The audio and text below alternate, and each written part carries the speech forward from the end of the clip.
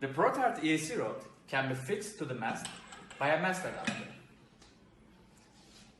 After we fix the EAC rod to the mast, we can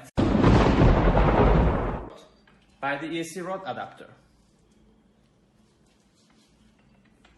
The down conductor goes through the fixed to the mast by this mast clamp, and then through the wall, and it can be fixed to the wall by this wall clamp. The lightning strike counter is fixed directly on the down conductor. On ground level, the down conductor is connected to the earth rod by a U-clamp.